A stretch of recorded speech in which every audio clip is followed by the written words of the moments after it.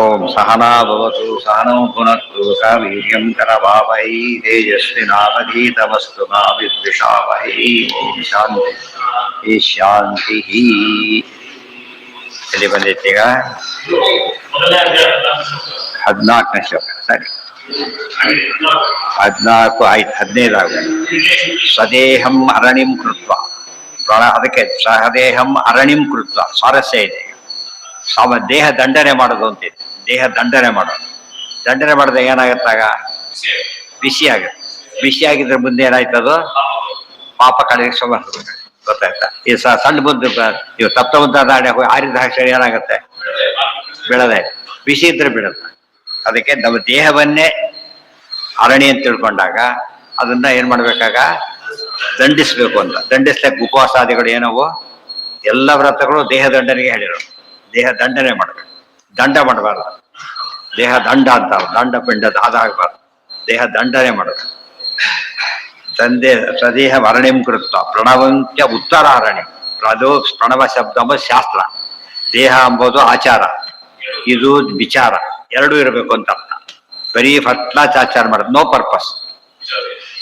ಸ್ನಾನ ಮಾಡ್ದ, ಇಲ್ಲ ಮೊದಲು ಊಟ ಮಾಡ್ದ, ರೆಡಿ ಆದ ಕೂತ್ಕೊಂಡು ಎಲ್ಲಿ ಹೋಗೋದು? ಸುಮ್ಮನೆ ಕೂತ್ಬಿಟ್ಟೆ ಈ ಕೋಟ್ ಹಾಕೊಂಡು ಸಿಟ್ಟು ಬರೋದು ಮಾಡಿದವ್ರು ಏನ್ ಮಾಡುತ್ತೆ? ಇಷ್ಟು ಓಡಾಡಿಸ್ಬಿಟ್ಟಿದ್ದ ಹೋಗ್ಬಿಟ್ರೆ ಖುಷಿ ಆಗ್ತದೆ, ಆಫೀಸ್ವರು ಖುಷಿ ಆಗ್ತದೆ. ಇದೆಲ್ಲ ಏನಿದೆ? ಬರೀ ಆಚಾರ, ಏನು ಉಪಯೋಗ ಇಲ್ಲ. ಆಫೀಸ್ಗೆ ಹೋಗ್ತಾರೆ, ಯೂನಿಫಾರ್ಮೇ ಇಲ್ಲ ಅವನಿಗೆ, ಅದು ಪ್ರಾಬ್ಲಮ್. ಎರಡು ಇರ್ಬೇಕು, ವಿಚಾರ ಆಚಾರ ಕಂಬೈನ್ ಆಗಬೇಕು. ಅರಣ್ಯ ಎಂಬುದು ಆಚಾರ, ಇದು ಉತ್ತರ ಅರಣ್ಯ ಎಂಬುದು ಉತ್ತರ ಮೀಮಾಂಸವೇ ಅರಣ್ಯ, ಪರವಿದ್ಯೆನೇ ಅರಣ್ಯ. ಅದ್ರ ಮಾಡ್ಬೇಕು. ಅಲ್ಲ, ಆಚಾರ ಅನುಷ್ಠಾನ ಅದು ಥಿಯರಿ ಅಂಡ್ ಪ್ರಾಕ್ಟಿಕಲ್ ಎರಡೂ ಗೊತ್ತಿರಬೇಕು. ಯಾವ್ದು ಎಕ್ಸ್ಪೀರಿಯನ್ಸ್ ಅಂದ್ರೆ ಆಚಾರದಿಂದ ಅನುಷ್ಠಾನದ ಫಲ. ಅನುಷ್ಠಾನ ಮಾಡಿದಷ್ಟು ಏನಾಗುತ್ತೆ? ಜ್ಞಾನ ಸ್ಪಷ್ಟ ಆಗ್ತಾ ಹೋಗುತ್ತೆ. ಧ್ಯಾನ ನಿರ್ಮಥನಾಭ್ಯಾಸಾತ್, ಅದು ನೋಡಿ, ನಿರ್ಮಥನಾಭ್ಯಾಸಾತ್ ಬಂದಿದೆ, ಭಗವದ್ಗೀತೆಯಲ್ಲಿ ಬಂದಿದೆ. ಅಭ್ಯಾಸ ಏನು ಕೌಂತೆಯ ವೈರಾಗ್ಯೇಣ ಚ ಗೃಹ್ಯತೆ. ಎಲ್ಲಿ? ಯಾವುದಕ್ಕೆ? ಯಾತಕ್ಕೆ ಹೇಳಿದ್ದದ್ರ? ಮನಸ್ಸಿನ ನಿಗ್ರಹಕ್ಕೆ. ಚಂಚಲಂಹಿ ಮನಃ ಕೃಷ್ಣ ಪ್ರಮಾತಿ ಬಲವದೃಢಂ ತಸ್ಯಾಹಂ ನಿಗ್ರಹಂ ಮನ್ನೆ ವಾಯೋರಿವ ಸುದುಷ್ಕರಂ. ಅದು ಹಾಗೆ. ತಿರೇಶು ತೈಲಂ, ಆಮೇಲೆ ದಹಿನೀವ ಸತ್ವಿಹಿ, ಆಪಃ ಸ್ರೋತಸ್ವರಣೀಷು ಅಗ್ನಿ ಏವಮಾತ್ಮ ಆತ್ಮನಿಗೃಹ್ಯತೆ ಸೌ ಸತ್ಯೇನೈನಂ ತಪಸಾ ಯೋ ಅನುಪಶ್ಯತಿ. ಎಷ್ಟಿದೆ ನೋಡಿ. ತಿಳಿ ಪ್ರಣವ ಅಂದ್ರೆ ಓಂಕಾರ. ಪ್ರಣವಂಚ, ಪ್ರಣವ ಉತ್ತರ ಅರಣಿ, ದೇಹ ಮೊದಲೇ ಅರಣಿ. ಎರಡು ಅರಣಿ ಬೇಕು.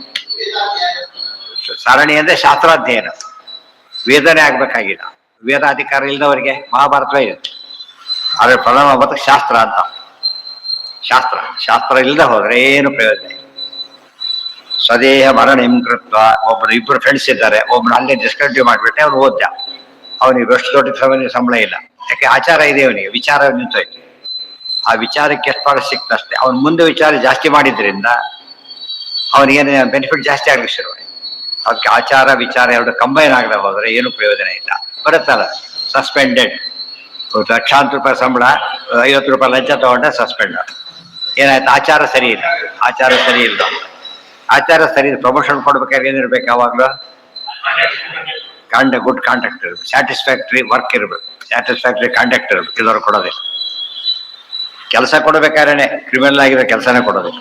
ಅದು ಆಚಾರ ಸರಿ ಇಲ್ಲ ಅಂತ. ಈ ಮೊದಲೆಲ್ಲ ಮಾಡ್ತಿದ್ರು, ಈಗ ಏನ್ ಮಾಡ್ತಾರೆ ಗೊತ್ತಾಗಲಿ. ಯಾವುದೇ ಕೆಲಸ ಗೌರ್ಮೆಂಟ್ ಜಾಬ್ ಸಿಕ್ಕ ತಕ್ಷಣ ಏನ್ ಮಾಡ್ತಿದ್ರು? ಫಸ್ಟ್ ಅವ್ರು ಪೊಲೀಸ್ ಎಂಕ್ವೈರಿ ಬಂದಿದ್ದಾರೆ ಅಂದ್ರೆ ಇವನು ಕೆಲಸ ಸಿಗುತ್ತೆ ಅಂತ ಅರ್ಥ. ಉಳಿದವ್ರು ಬಂದ್ರೆ ಕ್ರಿಮಿನಲ್ ಬಂದ್ರೆ ಹಿಡ್ಕೊಂಡು ಹೋಗ್ತಾರೆ ಅಂತ ಪೊಲೀಸ್ ಎಂಕ್ವೈರಿ ಬರ್ತಾ ಇತ್ತು. ಅದು ಡೈರೆಕ್ಟ್ ಇವ್ರಿಗೆ ಎನ್ಕ್ವೈರಿ ಮಾಡೋದಿಲ್ಲ. ಅಕ್ಕ ಸುತ್ತಮುತ್ತೆಲ್ಲ ನೋಡ್ತಾರೆ, ಕೇಸ್ಗಳಿದೆಯಾ, ಇದೆಯಾ, ಅಕ್ಕ ಕೆಟ್ಟ ಹೆಸರು ತಗೊಂಡಿದ್ದಾರ ಟೆಸ್ಟ್, ಅವ್ರು ರಿಪೋರ್ಟ್ ಕೊಡ್ತಾರೆ. ಆ ರಿಪೋರ್ಟ್ ಬೇಸಿಸ್ ಮೇಲೆ ಅವ್ರು ಕೊಟ್ಟು ಅಲ್ಲಿವರೆಗೆ ಆರ್ಡರ್ ಕೊಡೋದಿಲ್ಲ. ಎಷ್ಟೊತ್ತು ಫಾರ್ಮ್ಯಾಲಿಟಿ ಅಲ್ಲ, ಸಾಮಾನ್ಯವಾಗಿ ಅವ್ರಿಗೆ ಸರಿ ಇರ್ತಾರೆ ಅಂತ ಅರ್ಥ. ಒಮ್ಮೊಮ್ಮೆ ಅದು ಎಕ್ಸೆಪ್ಷನ್ ಆಗಿ ಹೋಗಿ ಕಳ್ಕೊತಾರೆ. ತಿಲೇಶು ತೈಲಂ ದಧಿನೀವ ಸರ್ಪಿಹಿ ಆಪಹ ಸ್ರೋತ ಸ್ವರಣವಿಷು ಅಗ್ನಿ. ಎಷ್ಟು ಚಂದ ದೃಷ್ಟಾಂತ ಕೊಡ್ತಾರೆ. ತಿಲೇಶು ತೈಲಂ, ಎರಡುಗಡೆ ಇದೆ, ಅದು ತೈಲ ಇದೆ. ಬಟ್ ಸುಮ್ಮನೆ ತಗೊಂಡ ತೈಲ ಸಿಗೋದಿಲ್ಲ. ಏನ್ ಮಾಡ್ಬೇಕಾದ್ರೆ ಪ್ರೋಸೆಸ್ ಇದೆ, ಪ್ರೋಸೆಸ್ ಮಾಡಿದಾಗ ಮಾತ್ರ ಬರೋದು. ತಿಲೇಶು ತೈಲಂ ದಧಿನೀವ ಸರ್ಪಿಹಿ. ಸರ್ಪಿ ಅಂದ್ರೆ ತುಪ್ಪ. ಮೊಸರಿನಲ್ಲಿ ತುಪ್ಪ ಇದೆ. ಆಕ್ಚುಲಿ ಮೊಸರಿನಲ್ಲಿ ತುಪ್ಪ ಇದೆ ಅಂತ ಹೇಳಿ ಮೊಸರು ದೀಪ ಹಚ್ಚಿಟ್ರೆ ಉರಿಯುತ್ತಾ? ಇನ್ನೂ ಹೆಚ್ಚು ಚಾನ್ಸಸ್ ಆಗಾಗ್ತದೆ. ಆದ್ರೆ ತುಪ್ಪದ ಸ್ಟೇಜಲ್ಲಿ ಉರಿಯುತ್ತೆ. ಆದರೆ ಯಾರೋ ತುಪ್ಪ ಕೇಳಿದ್ರು, ಮೊಸರು ಕೊಟ್ಬಿಟ್ಟ, ಫಸ್ಟ್ ಕ್ಲಾಸ್ ಮೊಸರು ಕೊಟ್ಟ. ತಿಳಿದವ್ರಿಗೆ ಅರ್ಥ ಆಯ್ತು, ತುಪ್ಪ ಮಾಡಿಕೊಡು, ಬೆಣ್ಣೆ ಬಂದು ತುಪ್ಪ ಬರುತ್ತೆ. ಉಳಿದವರಿಗೆ ಬುದ್ಧಿನೆಲ್ಲ ಕೇಳಿದ್ದೊಂದು ಕೊಟ್ಟ ಅಂತ ಹೇಳ್ಕೊಂಡು ಅರ್ಥ ಆಯ್ತಾ? ಆಕ್ಚುಲಿ ಏನದು ತುಪ್ಪ ಮಾಡ್ಕೊಳಕ್ ಬರುತ್ತೆ, ಇನ್ನು ಒಳ್ಳೆ ರೀತಿ ಮಾಡ್ಕೊಳಕ್ ಬರುತ್ತೆ. ಅರ್ಜೆಂಟಿ ಬರದೆ ಹೋದ್ರು ಕೂಡ ತುಪ್ಪದ ಬೇಸಿಸೇ ಅದು. ದಧಿನೀವ ಸರ್ಪಿ. ದಧಿನಿ ಅಂದ್ರೆ ಮೊಸರಿನಲ್ಲಿ ಇದು ಹಾಗೋ, ತಿಲದಲ್ಲಿ ತೈಲ ಹೇಗೋ, ಇವ ಅಂದ್ರೆ ಹಾಗೋ, ಮೊಸರಿನಲ್ಲಿ ತುಪ್ಪ ಹೇಗೋ. ಆಪಹ ಸ್ರೋತಃ. ಆ ಸ್ರೋತಸ್ಸು ಅಂದ್ರೆ ಏನು? ಹರಿಯ ನೀರಿನಲ್ಲಿ ನೀರಿದೆಯಲ್ಲ ಹಾಗೆ. ತೊರೆ ಅಂತಷ್ಟು ಏನಿರ್ಬೇಕಲ್ಲಿ? ನೀರಿರಲೇಬೇಕು. ಅದೇ ರೀತಿ ಅರಣೀಷು ಚ ಅಗ್ನಿ. ಅರಣ್ಯಗಳಲ್ಲಿ ಉತ್ತರ ಅರಣಿ, ಪೂರ್ವ ಅರಣಿ. ಅರಣಿ ಅಂದ್ರೇನು? ಅಗ್ನಿಯನ್ನ ಹುಟ್ಟಿಸ್ತಕ್ಕಂತಹ ಎರಡು ಭಾಗಗಳು. ಅದಕ್ಕೆ ಎಲ್ಲ ಇದರದ್ದು ಮಾಡಿದ್ರು ಬರುತ್ತೆ, ಬಟ್ ಲೇಟ್ ಅದು ರೆಡಿ ಇರುತ್ತೆ. ಈಗ ನೋಡಿ ಮ್ಯಾಚ್ ಬಾಕ್ಸ್ ಹಾಗೆ ಹಾಕಿ ಇವತ್ತಷ್ಟ ಬಂದ್ರು ಹೊತ್ತು ಬತ್ತು ಜೋರ. ಮ್ಯಾಚ್ ಬಾಕ್ಸ್ ಹೊಡೆದು ಅನ್ಬೇಕಲ್ಲ, ಸ್ವಲ್ಪ ಬಂದು ಹೋದ್ರೆ ಮ್ಯಾಚ್ ಬಾಕ್ಸ್ ವರ್ಕ್ ಮಾಡಲ್ಲ. ಅದು ಉತ್ತರ ಅರಣಿ, ಪೂರ್ವ ಅರಣಿ ಇದ್ದಾಗ. ಬಟ್ ಅದು ಅಷ್ಟು ಶ್ರೇಷ್ಠ ಅಲ್ಲ, ಇದು ಶ್ರೇಷ್ಠ. ಯಜ್ಞ ಆಗಕ್ಕೆಲ್ಲ ಈ ಅರಣಿಯಿಂದಾನೇ ಬರಬೇಕು.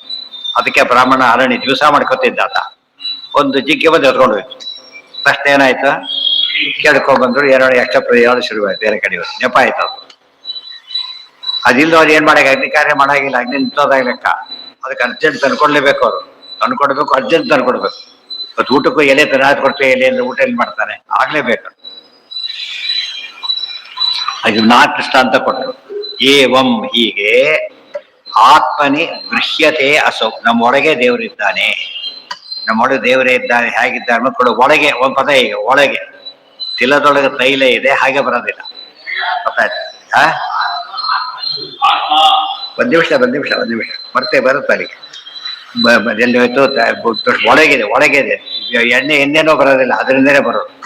ಕಸ್ತೂರಿ ಉಜ್ಜಲ ವಾಸನೆ ಬರುತ್ತೆ. ವಾಸನೆ ಎಲ್ಲೋ ಇಲ್ಲ, ನಮ್ಮ ಕೈಯಲ್ಲಿ ಇಲ್ಲ. ಅದು ನಮ್ಮ ಕೈ ವಾಸನೆ ಆಮೇಲೆ ಬರುತ್ತೆ, ಹಚ್ಕೊಂಡಿದೆ ಒಂದು ವಾಸನೆ ಅಲ್ಲಿದೆ, ಅದು ಒಳಗೆ ಇದೆ. ಈ ಕರೆಂಟ್ ಆಗಿದ್ರೆ ಒಳಗೇನೆ ಬರೋದು ಕರೆಂಟ್ ಕೂಡ. ಆಮೇಲೆ ಮೊಸರಿನೊಳಗೆ ತುಪ್ಪ ಇದೆ, ಮೊಸರಿನೊಳಗೇನೆ ಇದೆ. ಆದ್ರೂ ಕೂಡ ಮಾಡ್ಲಿಕ್ಕೆ ಏನ್ ಮಾಡ್ಬೇಕು? ಮಥನ ಕಾರ್ಯ ಆಗ. ಎಲ್ಲದಕ್ಕೂ ಕಾಮನ್, ಎಲ್ಲದಕ್ಕೂ ಮಥನ ಆಗುತ್ತೆ. ಅದೇ ಮಥನ ಅಂದ್ರು ಒಂದೇ, ಮನನ ಅಂದ್ರು ಒಂದೇ. ಆಮೇಲೆ ಏವಂ ಆತ್ಮ ಆತ್ಮನಿ ಗೃಹ್ಯತೆ. ಆತ್ಮ ಪರಮಾತ್ಮ, ಆತ್ಮನಿ ತನ್ನ ಒಳಗೆ. ಆತ್ಮ ತನ್ನ ಒಳಗೆ ಗುರುತಿಸ್ಬೇಕು. ಅವನು ತನ್ನೊಳಗೆ ಬಂದು ತನ್ನ ದೇಹದೊಳಗೆ ತನ್ನ ಅಂತರ್ಯಾಮಿಯಾಗಿ ಪರಮಾತ್ಮ ಇದ್ದಾನೆ. ದೃಷ್ಟಾಂತ ಕೊಟ್ಟಾಗ ನಮಗೊಂದು ಪ್ರಶ್ನೆ ಉತ್ತರ ಸಿಕ್ತು. ಒಳಗೆ ಹೇಗಿರ್ತಾನೆ? ಒಳಗಿದ್ರೆ ಯಾಕೆ ಕಾಣೋದಿಲ್ಲ? 2 ಪ್ರಶ್ನೆ. ಒಳಗೆ ಹೇಗಿರ್ತಾನೆ ಒಂದು, ಯಾಕೆ ಕಾಣೋದಿಲ್ಲ ಇನ್ನೊಂದು. ತಿಲದಲ್ಲಿದೆ, ತೋರ್ಸಕ್ ಬರುತ್ತೆ. ಆಮೇಲೆ ಶಾಸ್ತ್ರದಲ್ಲಿದೆ, ಅದು ಓದೋರಿಗೆ ಗೊತ್ತಾಗೋದಿಲ್ಲ. ವಿಮೂಢ ನಾನು ಪಶ್ಯಂತಿ ಜ್ಞಾನ ಚಕ್ಷುಷ. ಇಲ್ಲಿದೆ ಗೀತೆ. ವಿಮೂಢ ನಾನು ಪಶ್ಯಂತಿ ಜ್ಞಾನ ಚಕ್ಷುಷ. ಯಾರಿಗೂ ದುಡ್ಡು ಕೇಳಿದ್ರು ಪಾಪ ಅವ್ನು ಚೆಕ್ ಕೊಟ್ಟ, ಸಿಟ್ಟು ಬಂದ್ಬಿಡ್ತಿತ್ತು. ದುಡ್ಡು ಕೇಳಿದ್ರು ಬಿಸಾಕ್ ಹೋಗ್ಬಿಟ್ಟಾಗ. ಬಟ್ ಜ್ಞಾನಿಗೆ ಏನಾಗುತ್ತೆ? ಖುಷಿಯಾಗಿ ಸಿಕ್ಕಾಬಿಟ್ಟೆ ಬರೋದಿಲ್ಲ ಅವನಿಗೆ. ಅವ್ರಿಗೆ ಅರ್ಥ ಆಗ್ಲಿಲ್ಲ. ಓದು ಬಂದಿದ್ರೆ ಅರ್ಥ ಆಗ್ತಿತ್ತು, ಅವ್ರಿಗೆ ಅರ್ಥ ಆಗ್ಲೇ. ಪೇಪರ್ ದುಡ್ಡು ಕೊಟ್ಟರು ಬಿಸಾಕ್ಬಿಟ್ಟೆ ಅಂತ ಹೇಳ್ತಾರೆ. ಅವ್ರ ಪಾಪ ದುಡ್ಡು ಕೊಟ್ಟೆ ಬಂತ ಅಂತ ಅವ್ರು ಕೇಳ್ತಾರೆ. ಅರ್ಧ ಹಾಕಿದೆ ದೇವ್ರು ಹೇಳ್ತಾರೆ. ನಮಗೆ ದೇವ್ರು ಕೊಡೋದು ಗೊತ್ತಾಗಲ್ಲ. ಅಲ್ಲಿ ಹೇಗೆ ಪೇಪರಲ್ಲಿ ಏನಿದೆ, ಅಲ್ಲಿ ಪುಸ್ತಕ ಟೆಕ್ಸ್ಟ್ ಬುಕ್ ಗಳಲ್ಲಿ ಏನಿದೆ? ದುಡ್ಡಿದೆ. ಜ್ಞಾನ ಬರುತ್ತೆ, ಅವ ದುಡ್ಡು ಬರಲ್ಲ, ಅದರಲ್ಲಿ ದುಡ್ಡಿದೆ, ಹೌದಲ್ಲ? ಬಟ್ ದುಡ್ಡು ಎಲ್ಲರಿಗೂ ಸಿಗಲ್ಲ. ಯಾರಿಗೆ ಸಿಗುತ್ತದ? ಆ ದುಡ್ಡು ಎಲ್ಲರಿಗೂ ಈ ದುಡ್ಡು ಸಿಗ್ಬೇಕಾದ್ರೆ ಓದಕ್ ಬರ್ಬೇಕು. ಶಾಸ್ತ್ರ ಎಲ್ಲಾ ಗ್ರಂಥಕ್ಕಿಂತ ಜಾಸ್ತಿ ದುಡ್ಡು ಎಲ್ಲಿ ಬರುತ್ತೆ? ಸರ್ವರ್ಗರ್ ಬರುತ್ತೆ. ಯಾತಕ್ಕೆ? ಸುವರ್ಣ, ಪ್ಯೂರ್ ಸುವರ್ಣ. ಅದು ಮೇನು ಮಿಕ್ಸ್ ಆಗಿಲ್ಲ, ಪ್ಯೂರ್ ಸುವರ್ಣ. ಭಾರಿ ಸಿಕ್ಕಾಪಟ್ಟೆ ಜಾಸ್ತಿ ಬರುತ್ತೆ. ಹರಿಯೋ ನೀರಲ್ಲಿ ಏನಿರ್ಬೇಕಲ್ಲಿ? ನಿಂತ ನೀರಿನಲ್ಲಿ ಏನಿರ ಹರಿಯೋ ನೀರು ಅಂತ ಯಾಕೆ ಹೇಳಿರ್ಬೇಕ? ನಿಂತ ನೀರಿನಲ್ಲಿ ಡೇಂಜರ್ ಇದೆ. ಏನ್ ಬರ್ತೇನ? ಮಿರೇಜ್ ಆಗ್ಬೋದು. ಅದು ಮಿರೇಜ್ ಅಂದ್ರೆ ಏನು? ನೀರ್ ಕಂಡಕ್ ಕಾಣ, ಬಿಸಿಲು ಹೋದ್ರೆ ನೀರ್ ಇಲ್ಲೇ ಇಲ್ಲ, ಹರಿಯೋದಿಲ್ಲ, ಸುಮ್ಮನೆ ಕಾಣಿಸುತ್ತೆ ಅಷ್ಟೇ. ಹರಿಯೋ ನೀರು ಅಂತ ಯಾತಕ್ಕೆ ಹೇಳಿದ್ರೆ, ಸಾರಿ ಹರಿಯೋ ನೀರು ಇದಾಗಲಿಕ್ಕೆ ಸಾಧ್ಯತೆ ಇಲ್ಲ. ಏನಿಲ್ಲ, ಅದು ಮಿರೇಜ್ ಆಗೋ ಚಾನ್ಸಸ್ ಇದೆ. ಎಷ್ಟು ಅಕ್ಯುರೇಸಿ ಇದೆ ನೋಡ್ಬೇಕು. ಇಲ್ಲಿ ಹೋದ್ರೆ ಇಲ್ಲಾಗುತ್ತಲ್ಲ ಪ್ರಶ್ನೆ ಕೇಳ್ಬಿಡ್ತದೆ. ಅಲ್ಲ, ಅದಿದ್ದೇ ಇದೆ. ಅಲ್ಲ ನಿರಂತರ ಹಾಗಲ್ಲ. ಒಟ್ಟು ನೀರು ಕನ್ಫರ್ಮ್ ಆಗಿ ಹರಿತಾ ಇದ್ರೆ ಗ್ಯಾರಂಟಿ. ನಿಂತ ನೀರಲ್ಲಿ ಮೋಸ ಇರಬಹುದು. ಹರಿಯೋ ನೀರು ಇನ್ನೊಂದು ಕಾರಣ ಕೊಡ್ತಾರೆ. ಹರಿಯೋ ನೀರಲ್ಲಿ ಕುಡಿಯೋ ನೀರಿದೆ ಹರಿಯೋದ್ರಲ್ಲಿ. ಯಾಕೆ? ಪ್ಯೂರ್ ಅದು. ನಿಂತ ನೀರಲ್ಲಿ ಪೊಲ್ಯೂಟ್ ಆಗಿರ್ಬೋದು. ಹರಿಯೋ ನೀರು ಏನಾಗುತ್ತೆ? ನದಿ ವೇಗೇನ ಶುದ್ಧ ಹರಿತಾ ಹರಿತಾ ಪ್ಯೂರ್ ಆಗಿಬಿಡುತ್ತೆ. ಅದಕ್ಕೆ ನೀವು ಬಂದು ಏನ್ ಮಾಡಿರ್ತಾರೆ ಗೊತ್ತಾ? ಸಕ್ಲೇಟ್ ಮಾಡ್ತಾರೆ. ಆ ನೀರು ಹರಿತಾ ಇದ್ರೆ ಏನಾಗುತ್ತೆ? ಪ್ಯೂರ್ ಆಗಿರುತ್ತೆ. ಅದು ಮೂವ್ ಮಾಡಿಸ್ಬೇಕು ಹೇಗಾದ್ರು ಮಾಡಿ. ನದಿ ಸಹಜವಾಗಿ ಹರಿಯೋದ್ರಿಂದ ಶುದ್ಧ. ಈಗ ಅಲ್ಲಿ ಬೇರೆ ಮಿಕ್ಸ್ ಮಾಡಿಬಿಡ್ತಾರೆ, ಕೆಟ್ಟ ಹೋಗ್ಬಿಡುತ್ತೆ. ಅದು ಮುಂದೆ ಹರಿತಾ ಹರಿತಾ ಪ್ಯೂರ್ ಆಗಿಬಿಡುತ್ತೆ. ಡೆಲ್ಲಿಯಲ್ಲಿ ಯಮುನಾ ನದಿ ಹತ್ರ ಹೋಗಕ್ಕೂ ಆಗೋದಿಲ್ಲ, ಅಷ್ಟು ದುರ್ವಾಸನೆ. ಅದೇ ಮಧುರಾಗಿ ಬರುತ್ತೆ ಮುಂದೆ, ಅಲ್ಲಿ ಶುದ್ಧವಾಗಿರುತ್ತೆ. ಅಂದ್ರೆ 120 ಕಿಲೋಮೀಟರ್ ಭಾಳ ಇಲ್ಲ, ಹರಿತಾ ಹರಿತಾ ಪ್ಯೂರ್ ಆಗಿ. ಅದು ನೀರು ಹರಿಸ್ಬೇಕು ಯಾವಾಗ. ಜ್ಞಾನ ಕೂಡ ಅದು ಪ್ರವಾಹ ಆದ್ರಿಂದ ಹರಿತಾ ಇರಬೇಕು. ಅದಕ್ಕೆ ಪಾಠ ಪ್ರವಚನ ಆಗ್ತಿದ್ರೆ ಹರಿತಾ ಇರುತ್ತೆ. ನಿಂತ ನೀರು ಹುಳ ಬಿದ್ದು ಬಿಡುತ್ತೆ, ಆಮೇಲೆ ಹುಳ ಬಿದ್ದು ಕೆಟ್ಟೋಗ್ಬಿಡುತ್ತೆ. ಆದ್ರಿಂದ ಯಾವಾಗಲೂ ಆಕ್ಟಿವ್ ಆಗಿ ನಿತ್ಯ ಆಗಬೇಕು. ಸ್ವಾಧ್ಯಾಯ ಪ್ರವಚನಾಭ್ಯಾಮ್ ನಾವು ಪ್ರವಚನ ಪ್ಯೂರ್ ಆಗಿ ಇಟ್ಕೋ ಅಂತ ಅರ್ಥ. ಪ್ಯೂರ್ ಆಗಿ ಇಟ್ಕೋದ ಜ್ಞಾನ ಇರಲಿ, ಪ್ಯೂರ್ ಆಗಿರಲಿ. ಅದಕ್ಕೆ 3 ದಿವಸಕ್ಕೆ ನೀರು ಕೆಟ್ಟೋಗುತ್ತೆ ಅಂತ ಹೇಳ್ತಾರೆ. ಆಮೇಲೆ ಉಪಯೋಗಿಸ್ಬಾರ್ದು, ಮಡಿ ಬರೋಲ್ಲ 3 ದಿವಸ ಆದ್ಮೇಲೆ. 3 ದಿವಸ ಸದ್ಯ ಆದ ಬಿಟ್ರೆ ಮಡಿ ಬರೋದಿಲ್ಲ. 3 ದಿವಸ ಸದ್ಯ ಆದ ಬಿಟ್ಟು 3 ದಿವಸ ಯಾಕೆ ಹೇಳಿದಾರೆ ಅಂದ್ರೆ ಮಡಿ ಬರೋದಿಲ್ಲ. ಆಮೇಲೆ ಅಲ್ಲಿವರೆಗೂ ಆಚೆ ಅವ್ರಿಗೆ ಏರಿ ಮಾಡಿಲ್ಲ ಅವರ, ಆದ್ರಿಂದ ಡೀಲಿಂಗ್ ಆಗಿಬಿಡುತ್ತೆ ಅಂತ. ಎಕ್ಸ್ಪೈರಿ ಡೇಟ್ ಇದ್ದಾಗ 3 ದಿವಸಕ್ಕೆ ಆಮೇಲೆ ಒಟ್ಟರೆ ಉಪಯೋಗಿಸ್ಬಾರ್ದು. ಆಕ್ಚುಲಿ ಎಕ್ಸ್ಪೈರಿ ಡೇಟ್ ಹಾಕಿರ್ತಾರೆ. ನೆಕ್ಸ್ಟ್ ಡೇನೆ ತಗೊಂಡ್ರೆ 1 ದಿವಸ ಇದಾಗ್ಬಿಡುತ್ತಾ? 12ನೇ ತಾರೀಕು 13ನೇ ತಾರೀಕು ತಗೋಬೇಕು ಬೇಡ ಅಂತ ಪ್ರಶ್ನೆ. ಈಗ ಏನಿರ್ತಾರೆ ಅವರು? ತಪ್ಪಲ್ಲ, ಸ್ವಲ್ಪ ಇದಿರುತ್ತೆ ಬಾರ್ಡರ್ನಲ್ಲಿ. 9:30 ಅಂದ್ರೆ 9:35 ದೋಷ ಅಲ್ಲ, ತುಂಬಾ ದೋಷ ಆದ್ರೆ ದೋಷ. ಅದು ಎಕ್ಸ್ಪೈರಿ, ನೀರಿಂಗ್ ಎಕ್ಸ್ಪೈರಿ ಬೇರೆ. ಕೆಲವು ಸರ್ತೆ ನೀರಿಂಗ್ ಎಕ್ಸ್ಪೈರಿನೂ ಹೋಪ್ಲೆಸ್. 3 ತಾಸಿಗೆ ಏನ್ ಕೆಡುತ್ತೆ? 3 ದಿವಸಕ್ಕೆ ನೀರು ಕೆಟ್ಟರೆ 3 ತಾಸಿಗೆ ಆಹಾರ ಕೆಡುತ್ತೆ. 3 ದಿವಸಕ್ಕೆ ನೀರು ಮಿಕ್ಸ್ ಆಗಿದೆ, ಧಾನ್ಯ ಕೆಡೋದಿಲ್ಲ. ಇದಕ್ಕೆ ಇದೆಲ್ಲ ಯಾತಕ್ಕೆ ದೃಷ್ಟಾಂತ ಕೊಟ್ಟು ಹೇಳ್ತಾರೆ, ತಿಳಿಬೇಕು ಅಂತೇಳಿ. ಬಟ್ ಅದು ತಗೊಳಕ್ ಮೆಥಡ್ ಇದೆ, ಹಾಗೆ ಸಿಗೋದಿಲ್ಲ. ಮೆಥಡ್ ಏನು ಅಂದ್ರೆ ಏವಮಾತ್ಮ ಆತ್ಮನಿಗೃಹ್ಯತೆ ಅಸೌ ಸತ್ಯೇನ ಏನಂ ತಪಸ ಯೋ ಅನುಪಶ್ಯ. ಇದು ಯಾವ್ದನ್ನ ತಿಳಿಬೇಕು ಗೊತ್ತಾ ಇದನ್ನ? ಅದಕ್ಕೆಲ್ಲ ಮೆಥಡ್. ಇದಕ್ಕೇನು ಮೆಥಡ್ ಇದೆ? ಒಂದು ಸತ್ಯೇನ, ಇನ್ನೊಂದು ತಪಸ. ಸತ್ಯ ಬೇಕು, ತಪಸ್ಬೇಕು. ನಮಗೆ ಅದು ಅರ್ಥ ಆಗೋದು ಕಷ್ಟ. ಸತ್ಯೇನ ತಪಸ ಅಂದ್ರೆ ಸತ್ಯಂ ಮೀಮಾಂಸಾ, ಪರವಿದ್ಯೆಯನ್ನೇ ಓದಬೇಕು.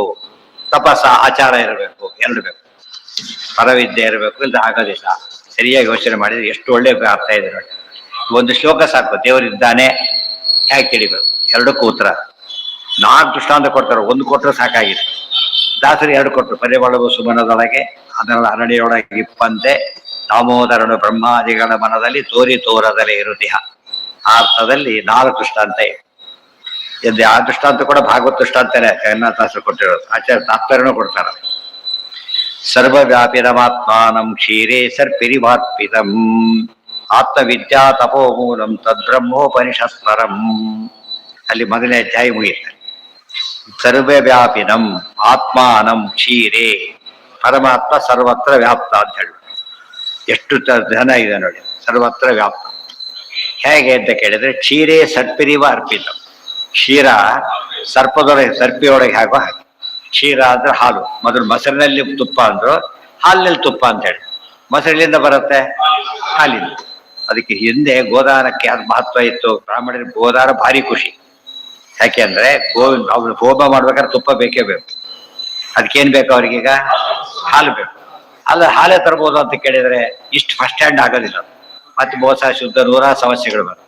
ಗೋವೆ ಎದ್ದು ಬಿಟ್ರೆ ಬಹಳ 100% ಅಶ್ಯೂರ್ಡ್. ಅದ್ರ ನಾವು ಪುಸ್ತಕ ಓದೋದಕ್ಕೂ ಅನುವಾದ ಎಷ್ಟು ಡಿಫರೆನ್ಸ್ ಇರುತ್ತೆ. ಮೂಲ ಓದೋದಕ್ಕೂ ಅನುವಾದ ಓದ್ಬೇಕಾದ್ರೆ ಏನಾಗುತ್ತೆ, ಎಷ್ಟೋ ಸಲ ತಪ್ಪು ಅನುವಾದ ಮಾಡೋದೇ ಜಾಸ್ತಿ. ಎಷ್ಟೋ ತಪ್ಪು ಅನುವಾದ ಮಾಡಿಬಿಟ್ಟಿರ್ತಾನೆ. ತಪ್ಪು ಅನುವಾದ ಓದ್ತಾನೆ, ಅದೇನೋ ಸರಿಯಾಗಿ ಅರ್ಥ ಆಗಲ್ಲ, ಅದೇನೋ ಸೋತು ಬಿಡ್ತಾನೆ. ಅದು ಇದನ್ನೇ ಬೈದು ಬಿಡ್ತಾನೆ ಮೂಲನು. ಆಕ್ಚುಲಿ ಮೂಲ ಸರಿಗಿದೆ, ಅನುವಾದ ಸರಿ ಮಾಡಿಲ್ಲ. ಹಾಲು ಸರಿ ಇದೆ, ಸರಿಯಾಗಿ ತಂದು ಕೊಟ್ಟಿಲ್ಲ. ಆ ಥರ ಆಗುತ್ತೆ. ಗೋವನ್ನೇ ಕೊಟ್ಬಿಟ್ರೆ ಏನಾಗುತ್ತಾಗ ನಿಶ್ಚಿತ. ಮತ್ತೆ ಯಾರು ಅಂಥವ್ರಿಗೆ ಗೋದಾನ ಮಾಡಿದ್ರೆ ಏನಾಗುತ್ತೆ ಅಂದ್ರೆ ಪೂಜ್ಯ. ಅದು ಪಡೆಯುವ ಸರಿಯಾಗಿ ನೋಡ್ಕೋತಾರೆ. ಬರೀ ಹಾಲಿಗೆ ತಗೊಳ್ಳೋರು ಬೇರೆ, ಯಜ್ಞಕ್ಕೋಸ್ಕರ ಹಾಲು ತಗೊಳ್ಳೋದು ಬೇರೆ. ಯಜ್ಞಕ್ಕೋಸ್ಕರ ತಗೊಂಡಾಗ ಅದು ಎಂಟು ದೇವ್ರಿಗೆ ಮುಟ್ಟಬೇಕು. ಬರೀ ಹಾಲು ತಗೊಂಡು ಕುಡ್ದು ಹಾಕ್ಬಿಡ್ತಾರೆ ಬೇಕಾದ್ರೆ. ಅದಕ್ಕೋಸ್ಕರ ಗೋದಾನಲ್ಲಿ ಯಾರಿಗೆ ಕೊಡ್ಬೇಕು, ಆ ರೀತಿ ಉಪಯೋಗಿಸೋನಿಗೆ ಕೊಟ್ರೆ ಅದು ಸರಿಯಾಗಿ ನೋಡ್ಕೋತಾರೆ. ಬೆನಿಫಿಟ್ ತಗೋತಾರೆ, ಅದು ಹಾಳಾದ ನೋಡ್ಕೋತಾರೆ. ಕಂಡ್ಕೊಂಡವ್ರು ಕೊಟ್ಟರೆ ಏನ್ ಮಾಡ್ತಾರೆ, ಕಡೆಗೆ ಕೊಟ್ಬಿಡ್ತಾರೆ. ಅಲ್ಲೇ ಕೊಟ್ಟೋದ್ರು ಒಂದು ಹೇಳಕ್ಕಾಗತ್ತೆ. ಸರ್ಪರಿ ವಾರ್ಪಿತ. ಸೊ ಇನ್ನೊಂದು ಒಳ್ಳೆ ದೃಷ್ಟಾಂತ ಹೇಗಿದೆ ಅಂದ್ರೆ, ಈ ಹಾಲಿನೊಳಗೆ ತುಪ್ಪ ಇದೆ. ಎಲ್ಲಿದೆ? ಪ್ರತಿ ಹಡಿಯಲ್ಲೂ ಇದೆ. ಇಲ್ಲಿ ಹೋದ್ರೆ ತುಪ್ಪ ಇಲ್ಲದ ಹಾಲು ಅದು ಬೇರೆ ಮಾಡಬಹುದಾಗಿದೆ. ಅದೇ ರೀತಿ ಪರಮಾತ್ಮ ಎಲ್ಲಿದ್ದ ಶಾಸ್ತ್ರ ಎಲ್ಲಾ ಕಡೆ ಇದ್ದ, ಪ್ರತಿ ಪದದಲ್ಲೂ ಇದ್ದಾನೆ. ಸರ್ವೇ ವೇದ ಯತ್ವದ ಮಾಮನ. Very simple. ದೃಷ್ಟಾಂತ ನೋಡಿದಾಗ ದೇವರ ವಿಷಯ ಎಲ್ಲಿ ಬಂದಿದೆ ಶಾಸ್ತ್ರದಲ್ಲಿ? ಪ್ರತ್ಯಕ್ಷರ ಪ್ರತಿಪದದಲ್ಲೂ ಬಂದಿದೆ. ಹಾಲಿನ ಹನಿ ಹನಿಯಲ್ಲೂ ಹೇಗೆ ತುಪ್ಪ ಇರುತ್ತೋ ಹಾಗೆ ಅದು ತಿಳ್ಕೊಂಡಾಗ ದೇವರ ವ್ಯಾಪ್ತಿನೇ ಅರ್ಥ ಮಾಡ್ಕೊಂಡು ಭಾರಿ ಸುಲಭ. ಇಲ್ಲದೆ ಎಲ್ಲ ಕಡೆ ಹೇಗಿರಕ್ಕೆ ಸಾಧ್ಯ ಅಂತ ಕೇಳಿದ್ರೆ ನಮಗೆ ಒಂದ್ ಕಡೆ ಗೊತ್ತಾಗತ್ತೆ. ಹಾಲಿನಲ್ಲಿ ಪಾಲಿಡಾಲ್ ಹಾಕಿ ಒಂದ್ ಹನಿ ಬಿತ್ತು ಪಾಲಿಡಾಲ್, ಅದು ತೆಗೆದ್ಬಿಟ್ಟು ಕುಡಿಬಹುದಲ್ಲ? ಇಲ್ಲ, ಏನಾಗಿರುತ್ತೆ ಅದ ಸ್ವಲ್ಪ ಯೋಚನೆ ಮಾಡಿ. ಅಂದ್ರೆ ಸೈನ್ಸ್ ಹೇಗಿರುತ್ತೆ ಅಂದ್ರೆ, ಹಾಲಿದೆ, ಹಾಲಿನೊಳಗೆ ಸಕ್ಕರೆಯನ್ನು ಹಾಕ್ತಾನೆ, ನೀರೇ ಹಾಕ್ತಾನೆ ಅಂತ ಹೇಳ್ಬೋದು. ಹೇಗೆ ಮಿಕ್ಸ್ ಆಗ್ತಾ ಹೋಗುತ್ತದು? ಅದೇ ರೀತಿ ಹೊಟ್ಟೆಯೊಳಗೆ ಹಾಕ್ತೀವಲ್ಲ, ಸಡ ಇಲ್ಲಿ ಎಲ್ಲ ಕಡೆ ಸ್ಪ್ರೆಡ್ ಆಗ ಶುರುವಾಗುತ್ತೆ ಎಂಟೈರ್ ದೇಹಕ್ಕೆ. ಸೈಡ್ ಇಮ್ಮಿಡಿಯೇಟ್ ಡೆತ್, ಕೆಲವು ಇಮ್ಮಿಡಿಯೇಟ್ ಡೆತ್, ಕೆಲವು ಸ್ಲೋ ಪಾಯ್ಸನ್. ಬಿದ್ದೆಲ್ಲ ನೀವು ತಲೆಗೋಸ್ಕರ ಬೇರೆ ನೀರು, ಕೈಗೋಸ್ಕರ ಬೇರೆ ನೀರು ಕುಡಿಬೇಕಾಗಿಲ್ಲ. ಇದು ಹಾಗೆ ಇಮ್ಮಿಡಿಯೇಟ್ ಎಲ್ಲ ಕಡೆ ಏನಾಗುತ್ತದ ವಾಯುದೇವರು ಹೆಪ್ಪಿಸ್ಬಿಡ್ತಾರೆ. ಇದು ಅರ್ಥ ಮಾಡ್ಕೊಂಡ್ರೆ ನಾವು ಹಾಲಿಗೆ ನೀರು ಹಾಕೋದನ್ನ ನೋಡ್ತಾ ನಮ್ಮ ಹೊಟ್ಟೆ ಒಳಗೆ ಹಾಕೋದು ಹೇಗೆ ನೋಡ್ಕೋಬೇಕು. ಆಗ ಒಳ್ಳೆ ರೀತಿ ದೇವರ ಅರ್ಥ ಮಾಡ್ಕೊಳಕ್ ಬರುತ್ತೆ. ಅದೆಲ್ಲ ಮುಂದೆ ಅದು ಫಸ್ಟ್ ಆಗೋದೇನದು ವ್ಯಾಪಿಸಿಬಿಡುತ್ತೆ. ಇದು ಹಾಲಿನಲ್ಲೂ ಕೂಡ ವೇಸ್ಟೇಜ್ ಬರಲ್ಲ. ತುಂಬ ಮಾಡ್ಲಿಕ್ಕೆ ಕೊಟ್ರೆ ಮೊಸರು ಬಂತು, ಬೆಣ್ಣೆ ತೆಗೆದ್ರಿ, ಕಾಯಿಸಿದ್ರಿ, ವೇಸ್ಟ್ ಆಗುತ್ತಲ್ಲ ಸ್ವಲ್ಪ ಅದ್ರಲ್ಲಿ. ಆ ವೇಸ್ಟೇಜ್ ಇದೆಯೋ ಇಲ್ಲ, ಬಟ್ ಅದನ್ನ ಹೇಳೋದಿಲ್ಲ ನಾವು. ಏನ್ ಹೇಳ್ತೀವಿ ಅಷ್ಟೇ. ಆ ತರ ವೇಸ್ಟೇಜ್ ಇರಲೇಬೇಕು. ಹಾಲಿನಲ್ಲಿ ಕುಡ್ದಾಗ ಅದು ವೇಸ್ಟೇಜ್ ಗೊತ್ತಾಗಲ್ಲ ನಮಗೆ, ಅದು ಹೋಗುತ್ತೆ. ನಮ್ಗೆ ಗೊತ್ತಾಗದಂತೆ ಅದು ಒಳಗೆ ಚೇಂಜ್ ಆಗುತ್ತೆ. ಇದು ಹೊರಗೆ ಚೇಂಜ್ ಮಾಡ್ಬಿಟ್ಟಿರ್ತೀವಿ ಯಾವಾಗ. ಆದ್ರಿಂದ ತುಪ್ಪ ಇದ್ರಲ್ಲಿ ತುಂಬಾ ಏನದು ಎಸೆನ್ಸ್ ಅಂದ್ರೆ ಎಸೆನ್ಸ್ ಅಷ್ಟು ಶಕ್ತಿ ಬರುತ್ತೆ. ಒಂದೊಂದು ಚಮಚಕ್ಕೆ ಅಷ್ಟು ಶಕ್ತಿ ಇರುತ್ತೆ. ಇದು ಲೋಟದಲ್ಲಿ ತುಪ್ಪಕ್ಕೆ ಒಂದು ಚಮಚ ಬರ್ಬೋದು ಅಷ್ಟೇ ಹಾಲಿಗೆ. ಅದು ಗಟ್ಟಿ, ಕಾಸಿ, ಮೊಸರು ಎಲ್ಲ ಸ್ಟೇಜ್ ಬರೋ ಹೊತ್ತಿಗೆ ಎಷ್ಟು ಕಡಿಮೆ ಆಗಿರುತ್ತೆ ಆಗ್ಲೇ. ಅದು ಮರ ಇರುತ್ತೆ, ಮರ ತುಂಬಾ ಹಣ್ಣು ಇರುತ್ತಾ, ಎಲ್ಲ ಒಂದ್ ಕಡೆ ಹಣ್ಣು ಬಿಟ್ಟಿರುತ್ತೆ. ಆತ್ಮವಿದ್ಯಾ ತಪೋ ಮೂಲಂ ಸರ್ಪಿರಿವ ಆತ್ಮವಿದ್ಯಾ ತಪೋ ಮೂಲಂ. ಆತ್ಮವಿದ್ಯಾ ಮತ್ತು ತಪಸ್ಸು. ಆತ್ಮವಿದ್ಯಾ ಜ್ಞಾನ, ಆಚಾರ ವಿಚಾರ, ತಪಸ್ಸು ಆಚಾರ, ಇವೆರಡು ಇದ್ರೆ ಮಾತ್ರ ಬರೋದಿಲ್ಲ. ತದ್ಬ್ರಹ್ಮ ಉಪನಿಷತ್ ಪರಂ, ತದ್ಬ್ರಹ್ಮ ಉಪನಿಷತ್ ಪರಂ. ಅದೇ ಪರಂ ಉಪನಿಷತ್. ಪರಮ ರಹಸ್ಯ ಅಂದ್ರೆ ಪರಮಾತ್ಮ. ಇದು ಗುಹ್ಯತಮಂ ಶಾಸ್ತ್ರಂ ಮತ್ತು ಭಗವತಿ ಅಂತ ಹೇಳಿದ್ರೆ ಏಷ ಉಪನಿಷತ್ ಅಂತ ಹೇಳುತ್ತೆ. ಗುಹ್ಯ ಅಂದ್ರೆ ಒಂದೇ, ಉಪನಿಷತ್ತು ಅಂದ್ರೆ ಒಂದೇ. ರಹಸ್ಯ ಅಂತ, ರಹಸ್ಯ ವಿದ್ಯೆ. ಉಪನಿಷತ್ ಪರಂ. ಅಲ್ಲಿಗೆ ಒಂದೇ ಅಧ್ಯಾಯ ಮುಗಿತು. ನಾಳೆ 2ನೇ ಅಧ್ಯಾಯ.